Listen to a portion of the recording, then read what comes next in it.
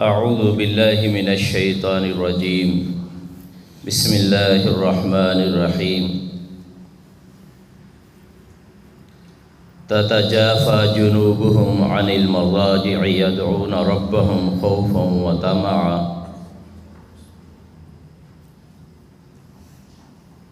تمنائے سروری بری بات نہیں ہے۔ بڑا آدمی بننے کی خواہش ہر کسی کو ہوتی ہے،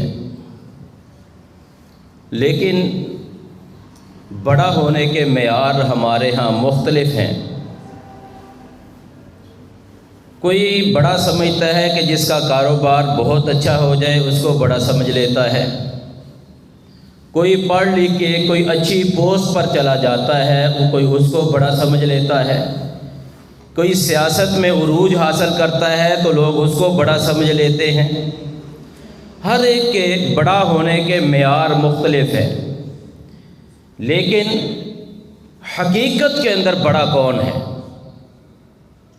حقیقت میں بڑا انسان وہ ہے کہ جس کو دنیا میں اللہ کی عبادت کی لذت محسوس ہونے لگ جائے، دنیا میں اللہ کا قرب اس کو نصیب ہو جائے، اور آخرت میں آقا نامدار علیہ الصلاۃ والسلام کی رفاقت، آپ کی صحبت، آپ کی شفاعت نصیب ہو جائے۔ یہ بڑا معیار ہے، بڑا ہونے کا معیار ہے۔ باقی یہ دنیا کے سارے معیار غلط ہے۔ اور اللہ کا قرب کس طرح نصیب ہوتا ہے؟ رسول اللہ صلی اللہ علیہ وسلم نے فرمایا کہ اللہ سبحانہ و تعالی فرماتا ہے من عاد لی ولیا فقد آذنتہ بالحرب، جس نے میرے ولی میرے دوست کے ساتھ دشمنی کی میں اس کے ساتھ اعلان جنگ کرتا ہوں۔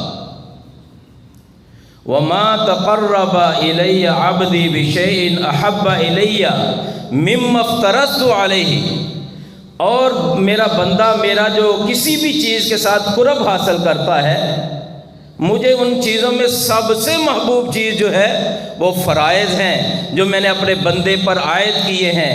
5 وقت کی نماز پڑھنا فرض ہے، رمضان کے روزے رکھنا فرض ہے۔ جو بندہ ایک روزہ جان بوجھ کر چھوڑ لیتا ہے، جو ایک روزہ جان بوجھ کر چھوڑ لیتا ہے، اس کے بدلے میں جامع ترمذی کی حدیث ہے کہ ساری زندگی روزے رکھتا رہے وہ ایک روزے کے اجر کو نہیں پا سکتا۔ اور جو بندہ ایک روزہ جان بوجھ کر چھوڑتا ہے وہ آقا علیہ الصلاۃ والسلام کی بد دعا کا مستحق ٹھہرتا ہے، جو جبریل امین نے بد دعا کی تھی جب آپ ممبر پر چڑھ رہے تھے تو آپ نے آمین کہا۔ صحابہ کے استفسار پر آپ نے بتایا کہ میرے پاس جبریل امین آئے تھے، انہوں نے یہ دعا کی تھی کہ جو بندہ رمضان کو پالے اور اپنے آپ کو معاف نہ کروا سکے، جو رمضان کے روزے نہ رکھے، اپنے آپ کو اللہ کی مغفرت کا پروانہ اپنے لیے سرٹیفکیٹ نہ لے سکے، فَأَبْعَدَهُ اللَّهُ، اللہ اس کو اپنی رحمت سے دور کر دے۔ تو آقا نامدار نے آمین کہا تھا۔ یہ فرائض ہیں۔ اور اسی طرح جو صاحب نصاب ہے، جس کو اللہ نے مال دیا ہے، اس میں سے وہ زکوٰۃ دے۔ اور اسی طرح جس کے پاس اللہ نے طاقت رکھی ہے وہ زندگی میں کم از کم 1 مرتبہ حج کرے۔ یہ فرائض ہیں، جو بندہ ان پر عمل کرتا ہے اللہ کو بہت محبوب ہوتا ہے۔ وَمَا يَزَالُ يَتَقَرَّبُ عَبْدِي إِلَيَّ بِالنَّوَافِلِ حَتَّى أُحِبَّهُ، اور میرا بندہ نوافل پڑھ کے، نفلی عبادتیں کر کے میرے قریب ہوتا ہے، میرا قرب حاصل کرتا ہے، یہاں تک کہ میں اس سے محبت کرنے لگ جاتا ہوں۔ اور جب میں اس سے محبت کرتا ہوں فَكُنْتُ سَمْعَهُ الَّذِي يَسْمَعُ بِهِ، میں اس کا کان بن جاتا ہوں جس کے ساتھ وہ سنتا ہے، میں اس کا ہاتھ بن جاتا ہوں جس کے ساتھ وہ پکڑتا ہے، میں اس کی آنکھ بن جاتا ہوں جس کے ساتھ وہ دیکھتا ہے، اور اسی طرح میں اس کا پاؤں بن جاتا ہوں جس کے ساتھ چلتا ہے۔ یعنی انسان کے جب بندہ نفل نمازیں، نفل عبادتیں کثرت سے کرتا ہے تو پھر اللہ کا قرب نصیب ہو جاتا ہے۔ پھر وہ مٹی کو بھی ہاتھ لگاتا ہے تو مٹی بھی سونا بن جاتی ہے، وہ جو چلتا ہے تو اللہ کی مدد شامل حال ہو جایا کرتی ہے۔ اور اسی طرح سیدنا ربیعہ بن کعب رسول اللہ صلی اللہ علیہ وسلم کے خادم تھے، نبی علیہ السلام کے لیے وضو کا پانی اور آپ کی ضروریات کا خیال رکھا کرتے تھے۔ ایک دن آقا کہنے لگے ربیہ مانگو، میں تجھے دینا چاہتا ہوں، جو مانگو گے عطا کروں گا۔ ربیہ نے کہا اللہ کے رسول ذرا مجھے سوچنے کا موقع دیجئے۔ کہا تجھے موقع دیا جاتا ہے۔ ربیہ سوچتے ہیں کہ اگر میں دنیا کی کوئی چیز مانگوں گا، دنیا کا مال مانگوں گا تو وہ تو ختم ہو جانا ہے، کیوں نہ ہو آج آقا سے آخرت ہی مانگ لوں۔ آتے ہیں، ہاں ربیہ سوچا ہے مانگو۔ کہا اللہ کے رسول ایک حاجت ہے، بولو تو صحیح کیا حاجت ہے؟ کہا جنت میں آپ کی رفاقت چاہتا۔ یہ تھی صحابہ کی فکر۔ ہماری فکر، ہمارا مطمع نظر کیا ہے کہ مال مل جائے، کوٹھی کار بنگلہ مل جائے، یہ فکر ہے دنیا کی۔ صحابہ کی فکر تھی کہ دنیا نے تو ختم ہو جانا ہے جتنی بھی ہوگی۔ قارون کے پاس کتنا خزانہ تھا، اتنا خزانہ کہ اس کے خزانے کی چابیاں اونٹوں کی ایک مضبوط جماعت اٹھایا کرتی تھی، لیکن کہاں گیا؟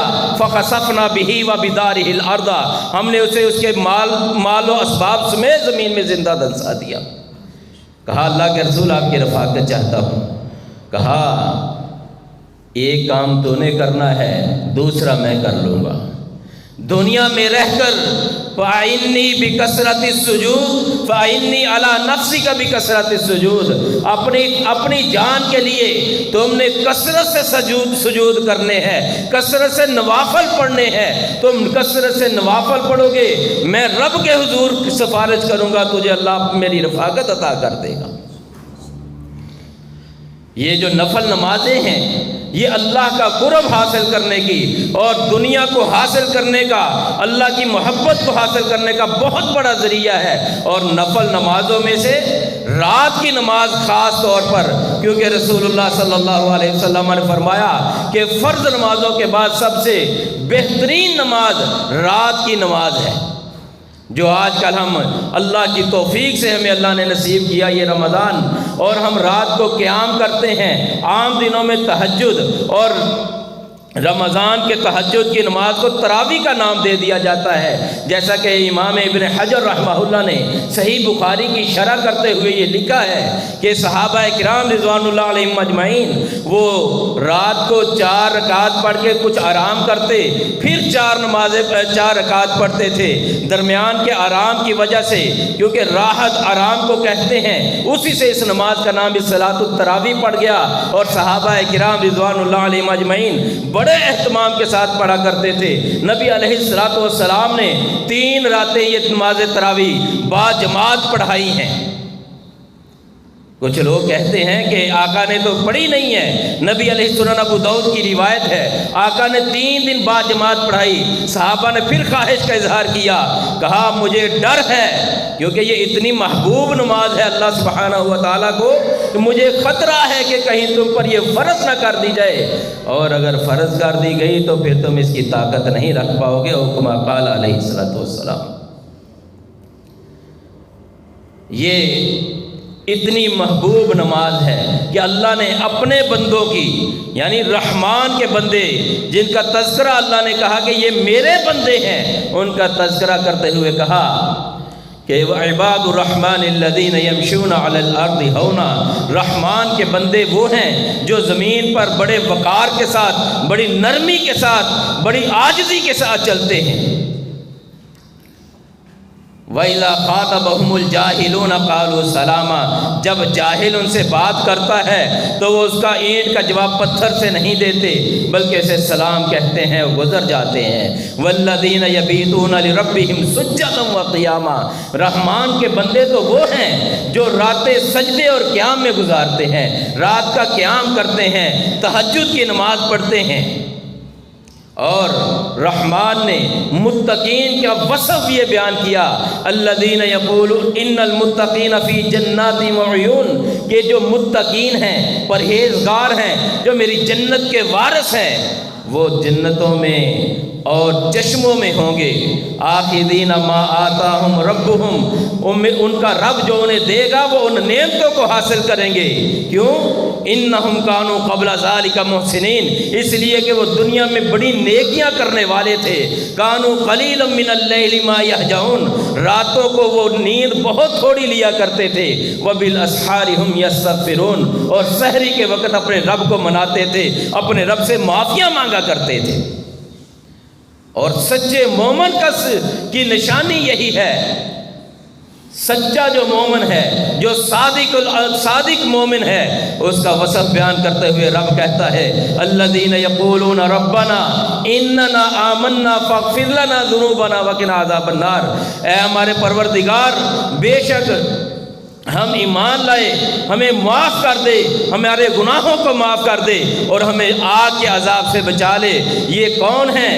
الصابرین، جو صبر کرنے والے ہیں، والصادقین، سچ بولنے والے ہیں، والقانتین، فرما برداریاں کرنے والے، والمنفقین، اللہ کی راہ میں اللہ کا دیا ہوا مال خرچ کرنے والے، وبالاسحار ہم یستغفرون، اور سحری کے وقت وہ اللہ کو مناتے ہیں، اپنے رب کے سامنے استغفار کرنے والے ہیں۔ اور یہ اتنی محبوب عبادت ہے جس سے ہم جان چھڑاتے ہیں، یہ تھکاوٹ ہو جاتی ہے، اتنا لمبا قیام ہوتا نہیں ہے۔ یہ جوانیاں یہ کس کام آنی ہیں؟ کیا آج ہم یہ آدھا گھنٹہ پونا گھنٹہ اللہ کے حضور کھڑے نہیں ہو سکتے؟ تھک جاتے ہیں۔ کیا 50,000 سال کھڑا ہونے کی طاقت رکھتے ہیں؟ اگر نہیں تو آج کا یہ آدھا گھنٹہ آپ کے 50,000 سال کو 1,000 سال میں بدل سکتا ہے، کیونکہ وہ دن مومنوں کے لیے 1,000 سال کا بن جائے گا، اور جو کافر ہیں، باغی ہیں، اللہ کے نافرمان ہیں، مجرم ہیں، ان کے لیے یہ دن 50,000 سال کا بن جائے گا۔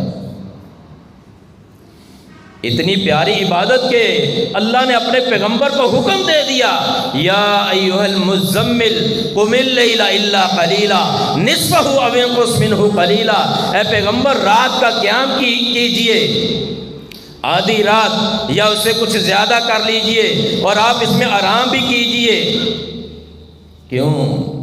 اِنَّا سَنُلْقِي عَلَيْكَ قَوْلًا ثَقِيلًا، اس لیے کہ ہم آپ پر بہت بھاری ذمہ داری، نبوت کی ذمہ داری ڈالنا چاہتے ہیں۔ جو چاہتا ہے کہ بندہ اب اس کی عبادات اچھی ہو جائیں، اس کے دنیا کے معاملات اچھے ہو جائیں، اس کی جو مشقتیں ہیں وہ ختم ہو جائیں، اسے معاملات سمٹ جائیں، اس کے جتنی بھی پریشانیاں ہیں ختم ہو جائے، وہ اپنے رب کی رضا کے لیے تہجد کی نماز کا آغاز کر دے۔ اس وقت جو بندہ مانگتا ہے مالک عطا کرتا ہے، اور رمضان کا قیام کرے، اپنے رب کو منا لے، اللہ سبحانہ و تعالیٰ اس کی دنیا کی مشقتیں بھی دور کر دیتا ہے، کیونکہ اللہ نے یہ نسخہ بتایا ہے ان ناشئۃ اللیل ہی اشد وطئا واقوم قیلا، کیونکہ رات کو کھڑے ہونا رب کے سامنے رات کا قیام کرنا، یہ نفس کو بہت زیادہ کچلنے والا ہے، کیونکہ دنیا کی مشقتیں جو رات کی نیند کو چھوڑ کر رب کے سامنے کھڑا ہو جاتا ہے، رب کے سامنے نمازیں پڑھتا ہے، رب کے سامنے کھڑا ہو کے گڑ گڑاتا ہے، اس کی دنیا کی مشقتیں برداشت کرنا اس کے لیے آسان ہو جاتا ہے، اور اس وقت اپنے رب کو منانا آسان ہو جاتا ہے۔ یہ رات کی نماز یہ اتنی لاڈلی عبادت ہے۔ چھوٹا سا بچہ ہوتا ہے نا، باپ یا ماں اسے ڈانٹتی ہے، ناراض ہوتی ہے، لیکن جو اس نے بات کہہ دی ہے وہ ضد کر لیتا ہے، آخر کر ماں باپ اس کے سامنے گھٹنے ٹیک دیتے ہیں، مان جاتے ہیں، جو کہتا ہے اس کی بات کو پورا کرتے ہیں۔ یہ رات کی عبادت بھی، یہ قیام اللیل بھی بڑی لاڈلی عبادت ہے۔ اللہ سبحانہ و تعالیٰ اس وقت اعلان کر رہا ہوتا ہے، صحیح بخاری صحیح مسلم کی حدیث ہے، سیدنا ابو ہریرہ راوی ہیں کہ رات کے آخری حصے میں اللہ سبحانہ و تعالیٰ آسمان دنیا پر آ جاتا ہے اور اعلان کرتا ہے، من یدعونی فاستجیب لہ، کون مجھے پکارتا ہے میں اس کی دعا کو قبول کر لوں، من یسألنی فاعطیہ، کون مجھ سے مانگتا ہے میں اس کو عطا کر دوں، اور وَمَن يَسْتَغْفِرُنِي فَأَغْفِرْ لَهُ كَمَا قَالَ، کون مجھ سے معافیاں مانگتا ہے میں اس کو معاف کر دوں، کون مجھ سے رزق مانگنا چاہتا ہے میں اسے رزق دے دوں، کون مجھ سے شفائیں مانگتا ہے میں اس کو شفائیں عطا کر دوں۔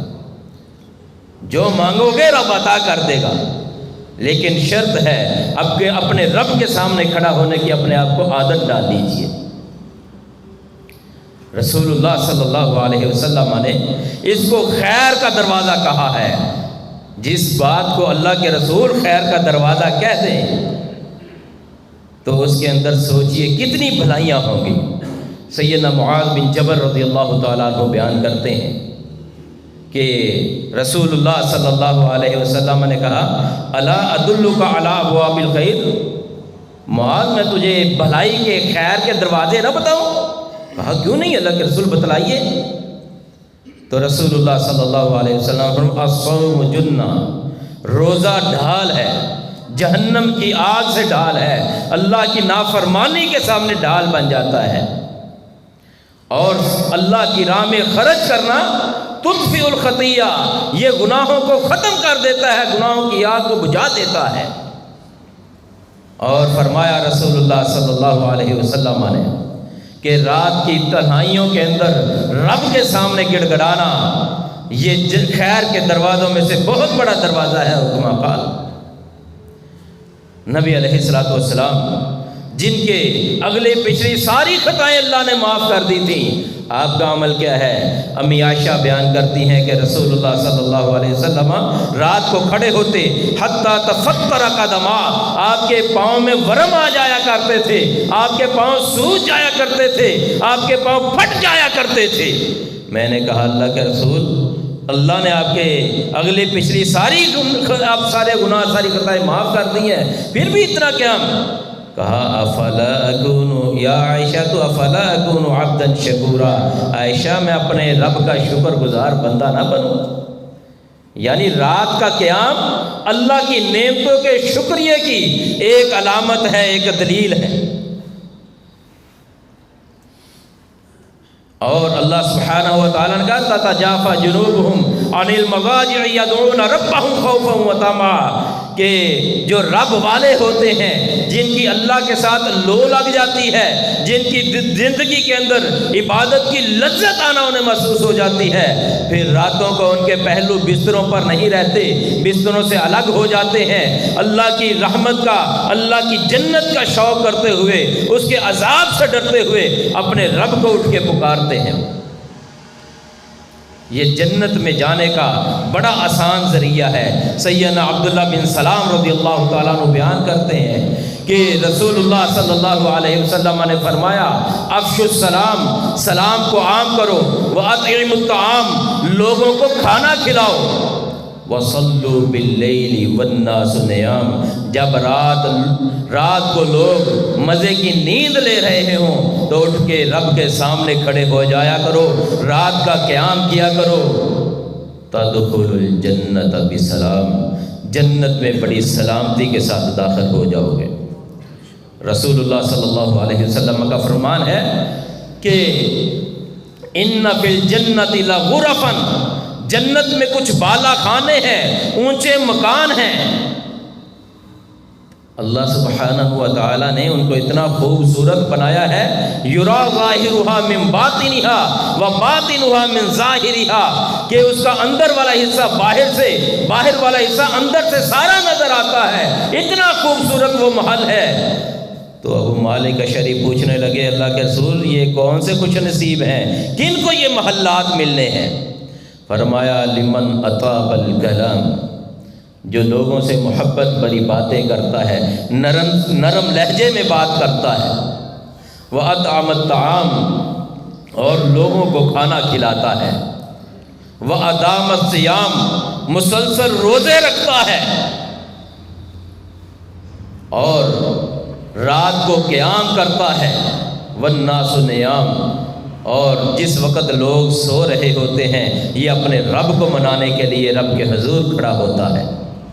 اس لیے عزیزو، اپنے آپ کو سب سے پہلے میں اپنے آپ کو یہ نصیحت کرتا ہوں، پھر آپ کو یہ تاکید کرتا ہوں کہ اگر رب کے قرب کو چاہتے ہو، اگر تم رب کی جنتوں کے وارث بننا چاہتے ہو تو اپنے آپ کو عادت ڈالیں، زیادہ نہیں تو کم از کم 2 رکعت ہی عام دنوں میں پڑھ لیں۔ آج کل تو اللہ سبحانہ و تعالیٰ نے یہ ہمارے لیے یہ بڑی نعمت دی ہے کہ باجماعت ہم 8 رکعت پڑھ لیتے ہیں۔ یہ چند لمحوں کا قیام، چند لمحوں کی تھکاوٹ رب کے سامنے یہ آرام اور راحت کا سبب بن جائے گا کہ جس دن اللہ سبحانہ و تعالیٰ کہیں گے کہ یہ میرے ولی ہیں، یہ میرے دوست ہیں، لا خوف علیہم ولا ہم یحزنون، آج ان پر کوئی خوف نہیں ہوگا، ان پر آج کوئی ڈر نہیں ہوگا۔ لیکن ہماری عادت یہ ہے کہ ہم ابتدائی دنوں کے اندر تو بڑے شوق سے قیام کرتے ہیں، پھر جیسے جیسے دن بڑھتے جاتے ہیں ہمارا یہ جذبہ ماند پڑ جاتا ہے۔ تو اس کے لیے رسول اللہ صلی اللہ علیہ وسلم کا یہ فرمان سن لیں اور میری بات ختم۔ سیدنا عبداللہ بن عمر بن عاص رضی اللہ تعالی عنہ نبی علیہ السلام کے بڑے جلیل القدر صحابی ہیں، رات کو قیام کیا کرتے تھے۔ ایک دن آقا نے کہا یا عبداللہ لا تکن مثل فلان، اے عبداللہ فلاں کی طرح نہ ہو جانا، کان یقوم اللیل، وہ رات کو قیام کیا کرتا تھا، ثم ترک قیام اللیل، پھر رات کا قیام اس نے چھوڑ دیا۔ یعنی رات کا قیام جو بندہ کرتا ہے اسے دوام کرنا چاہیے، کیونکہ رسول اللہ صلی اللہ علیہ وسلم نے فرمایا ہے کہ اللہ کے ہاں محبوب ترین عمل وہی ہے جس پر دوام کیا جائے، جس پر ہمیشگی کی جائے، وَإِن قَلَّ، اگرچہ تھوڑا ہی کیوں نہ ہو۔ اس لیے جو بھائی قیام کرتے ہیں انہیں خود بھی قیام کرنا چاہیے اور دوسرے بھائیوں کو قیام کے لیے مسجدوں میں لانا چاہیے، کیونکہ رسول اللہ صلی اللہ علیہ وسلم کا فرمان ہے جو بندہ کسی کو نیکی کی طرف لے کر آتا ہے، نیکی کی راہ دکھاتا ہے، اس کو اتنا ہی اجر ملتا ہے جتنا نیکی کرنے والے کو اجر ملتا ہے۔ وآخر دعوانا الحمدللہ رب العالمین۔